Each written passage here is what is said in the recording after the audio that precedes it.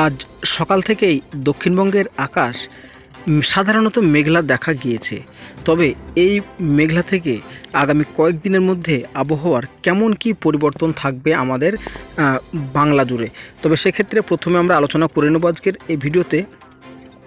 এই যে মেঘ দেখা যাচ্ছে, তো এই মেঘ থেকে কি বৃষ্টিপাতের সম্ভাবনা রয়েছে, নাকি এরকম মেঘলায় থাকবে, শীতের কি আপডেট থাকছে আমাদের গোটা বাংলা জুড়ে, সেই সমস্ত খুঁটিনাটি বিষয়গুলো নিয়ে আমরা আজকে আলোচনা করতে যাচ্ছি এই ভিডিওতে। তো দয়া করে বন্ধুরা ভিডিওটি সম্পূর্ণ দেখুন এবং চ্যানেলে নতুন এসে থাকলে অবশ্যই চ্যানেলটিকে সাবস্ক্রাইব করে বেল আইকনটি প্রেস করে রাখবেন, যাতে পরবর্তী ভিডিও নোটিফিকেশানগুলি সবার আগে পাওয়ার জন্য।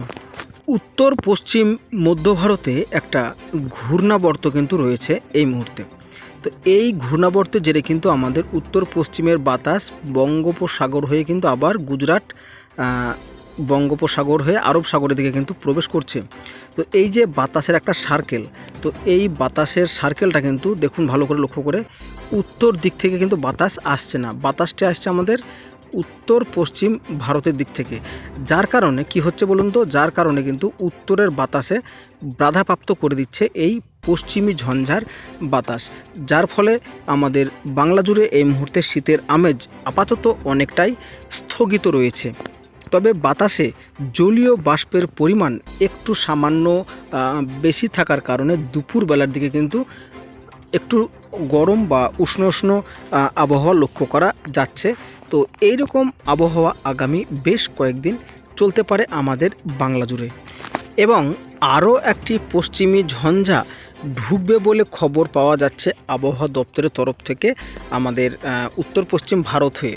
এই যে একটা পশ্চিমী ঝঞ্ঝা আপাতত সক্রিয় রয়েছে আমাদের ভারতে, তো আগামী কয়েকদিনে যদি আবারও একটি পশ্চিমী ঝঞ্ঝা প্রবেশ করে, তাহলে এই শীত কার্যত একেবারেই উধাও হয়ে যেতে পারে বলে খবর পাওয়া যাচ্ছে। এদিকে দক্ষিণবঙ্গের সর্বনিম্ন তাপমাত্রা বেশ কিছুটা বেড়ে গিয়েছে সকালকার দিকে, যেমন Kolkata 18 degree, Hooghly Chura 16 degree, Krishnanagar 13 degree, Tehatta 12 degree, Salar 12 degree, Bolpur 12 degree, Bardhaman 14 degree, Bankura 13 degree, Purulia 12 degree, পাশাপাশি আসানসোল 13 ডিগ্রি। তো দক্ষিণবঙ্গের সর্বনিম্ন তাপমাত্রা সকালকার দিকে বেড়ে গিয়েছে। তো আপাতত কিন্তু এই রকমই তাপমাত্রা চলতে থাকবে আগামী বেশ কয়েকদিন, এবং পাশাপাশি উত্তরবঙ্গের ক্ষেত্রেও Malda 12 degree, Raiganj 12 degree, Kishanganj 11 degree, Panchagarh 13 degree, Siliguri 14 degree, Darjeeling 8 degree, Alipurduar 13 degree. মোটামুটি দক্ষিণবঙ্গের পাশাপাশি আমাদের উত্তরবঙ্গেও কিন্তু তাপমাত্রা বেড়ে চলেছে। তো এবার আমরা দেখে নেব আগামী বেশ কয়েকদিন কেমন থাকতে পারে আমাদের আবহাওয়া। তো আগামীকাল বৃহস্পতিবার সকালে থাকবে আংশিক মেঘলা আকাশ, এবং দুপুরের পরে কিন্তু আকাশ পরিষ্কার হয়ে যাবে, এবং আর্দ্রতাজনিত অস্বস্তি থাকার কারণে একটু উষ্ণ ভাব বা গা ঘামবে এরকম কিন্তু পরিস্থিতি থাকবে। তবে বৃষ্টিপাতের কোনো রকম সম্ভাবনা নেই। শুক্রবারের দিন যেটা দেখা যাচ্ছে, শুক্রবারের দিনও তাপমাত্রা মোটামুটি 18-19-এর ঘরে ঘোরাফেরা করবে দুপুরের পর থেকে, এবং আকাশ আংশিক মেঘলা থাকতে পারে। তবে বৃষ্টিপাতের কোনো রকম সম্ভাবনা থাকছে না আমাদের উত্তরবঙ্গ এবং দক্ষিণবঙ্গে।